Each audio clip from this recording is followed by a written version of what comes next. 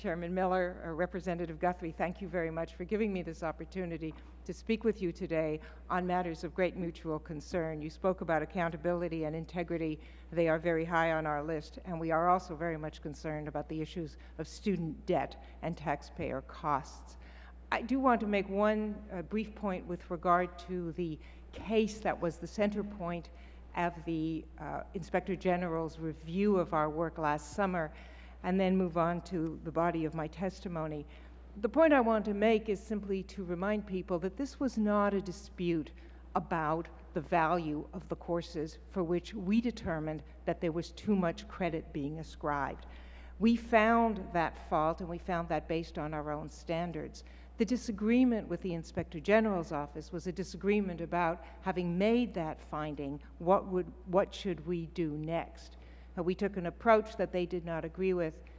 Subsequent events and further examination of the institution have indicated that our approach worked. And of course, I'd be willing to answer more questions about this institution in the question period. I want to make two simple points about how we conduct accreditation.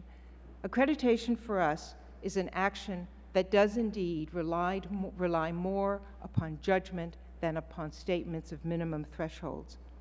And secondly, I want to say, and I want to assert, that this is a rigorous process, and that it is rigorous not in spite of the fact that it relies upon informed judgment, but frankly, because of that fact. Why do we use a process that relies so much upon judgment and so much less upon minimum thresholds?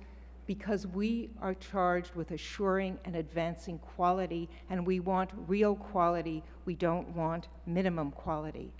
Because the areas in which our evaluators are judging are messy and complex, and because we want to be in a posture of continuously requiring that our institutions improve. We don't believe quality stands still. An institution that isn't assessing itself and constantly engaged in improvement is losing quality. And that's what we're fighting against. How do we achieve the rigor? We achieve the rigor by using experienced professionals, people who have been in the field for many, many years. We use a wide range of them. But we don't simply rely on that expertise. We require our evaluators to be trained. And in fact, we do refresher training when policy changes. And the training they receive and the work they do is within a framework of stated criteria. This varies from accrediting agency to accrediting agency. In our case, we have 5 criteria and 21 core components. And our institutions are required to demonstrate that they meet every one of these core components, and our evaluators are required to make a finding that they meet them.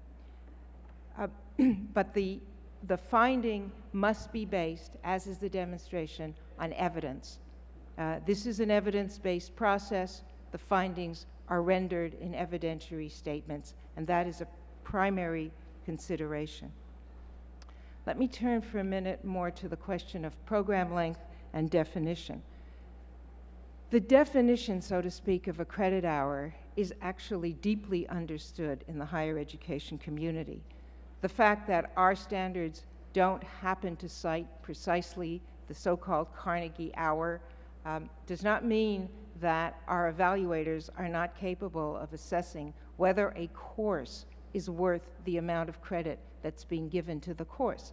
And in fact, in the particular case that came up in the course of our review, our assessors exactly looked at the courses and, without benefit of a written definition and a written standard, determined that in their view the courses carried too much credit.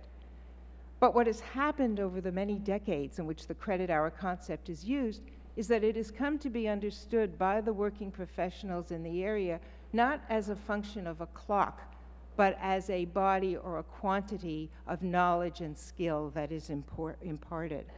And that's why accreditors have come to look so much at student outcomes. Because the fact of the matter is that the credit hour may be good for lots of things, but it won't tell you what a student learned. It won't even tell you whether a student learned anything in the 3 hours a week the student sat in the classroom, or whether the students even did the homework. What we are looking for is assessment of outcomes as a very important factor in accreditation, because we want to be sure that the students learn things and that the institutions assessed that and paid attention to it. If the regulations as proposed are promulgated, can we work with them? Yes, we can work with them. There may be some challenges for the institutions. There will be costs to demonstrate compliance, and there may be some deterrence to innovation. We can work with it. But I can assure you of this much. I don't believe that a definition of a credit hour will solve our challenges with regard to consistency, and I don't believe that that will lead us to the kind of high quality and ever-increasing quality this nation needs in higher education. Thank you. I'll be happy to answer questions.